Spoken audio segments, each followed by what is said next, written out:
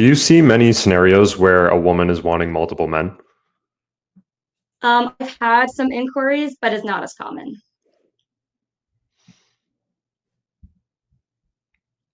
Interesting.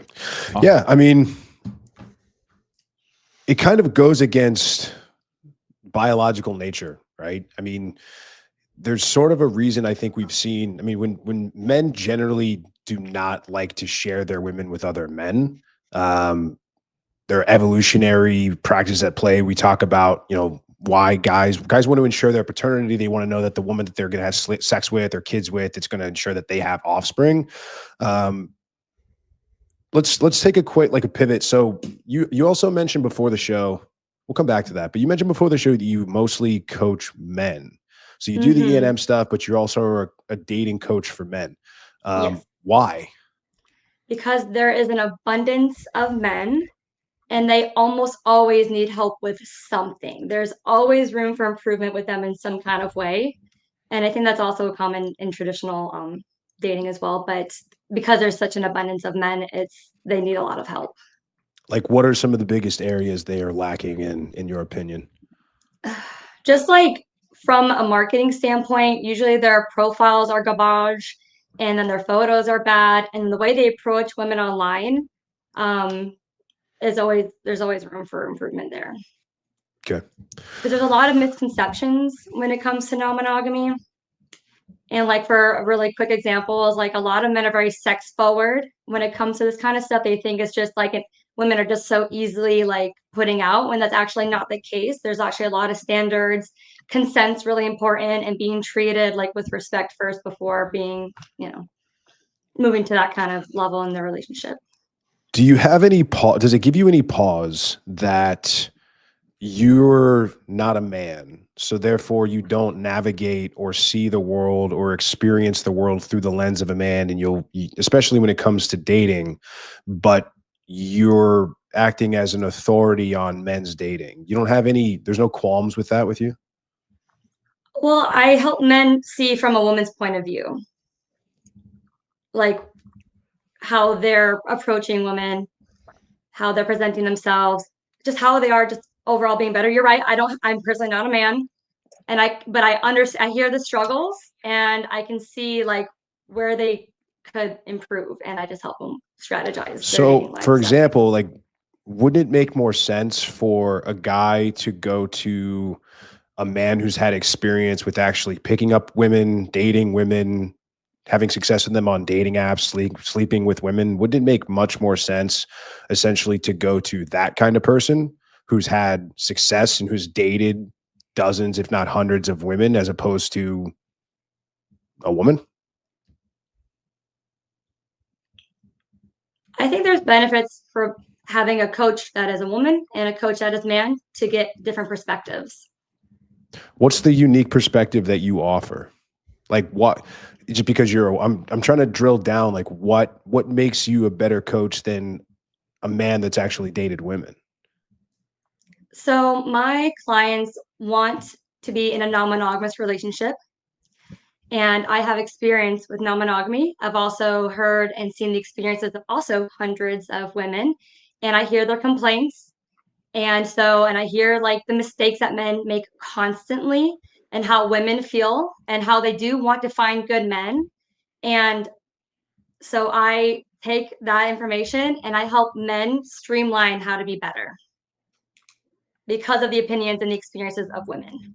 Because we are the one that's on the receiving end of men approaching us, talking to us. And so I'll say that. Okay.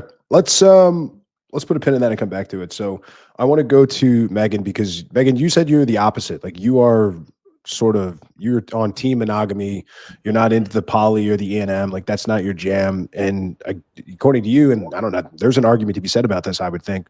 That's sort of, traditional is sort of weird now, or it's sort of a controversial stance. So, talk to me about that. Like, what's your ideal relationship? What are you looking for, in your ideal perfect world?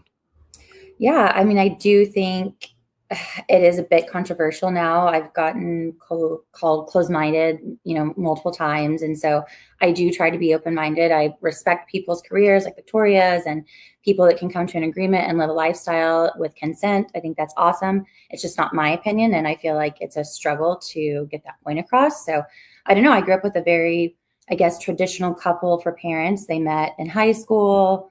They got married at 19. They had me at 21 and they're still together. So maybe that skewed my vision of what, relationships should be. But I guess that obviously I wanted to enjoy being single. I'm 33 now. I've had a great time, but I do want to move into, monogamy and being with one person.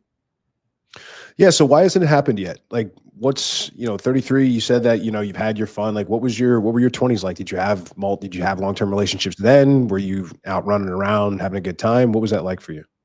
I would say more out running around, having a good time. Okay. I did have a couple of relationships, but I don't know. I just have always wanted to be kind of single until about 30, which is, I guess, not similar to my parents. They got married so young. They both seemed like, they both told me they had me at 21. They didn't get to take a lot of vacations, travel a lot. So it was always kind of my goal to do those things before settling down and having kids. So what's like your ideal man? Like what kind of guy are you looking for? $1 million question to my family as well. I would say somebody who is. I thought you were going to say a guy with $1 million. No, Yeah, I mean, if he has it, I'm not going to say no. No, somebody who is driven. I know that's kind of a general statement, but I feel like I'm very driven to do good in my career, and somebody. It's not necessarily a number that they have to have financially. It's just, are you going to constantly try to improve your life, whether that be eating healthy, working out, having a career and morals. What if he's got a career, but what if he makes less money than you? Is that an issue? I mean, I wouldn't say it's been an issue, but it has happened for sure. Or would it be an issue? Like, are you like, if a dude makes less money than me, like he's not even on my radar? Is it like long-term, cause yeah, this is your ideal guy. Like if you're looking to take a guy seriously, I'm trying to look for like your ideal man, right? Ideal, then no, but I don't know because everything's gray area. So I'm like, is he Mr. Perfect? Then let's talk about it. Okay. What are some other things that he needs to have? Like, being driven, making more money than you. Like, what are some other things that you are sort of your nice to haves, or even like your deal breakers? Yeah, nice to haves, or I guess requirements. I think altruism, just being a good person. I'm from Oklahoma again, so I feel like guys open the doors for girls. They have manners, how they talk to people. I don't care if we're at McDonald's, not just restaurants, are they kind to other people? That's really important for me. All right, guys, I really hope that you enjoyed that clip. If you want to check out the full-length podcast episode, you can find that right over here. Also, make sure you visit my website over here where you'll find my supplements, the opportunity to book me privately one-on-one for coaching, and most importantly, my new School of Unplugging, which you'll find on the courses tab. Newer to the channel, hit subscribe.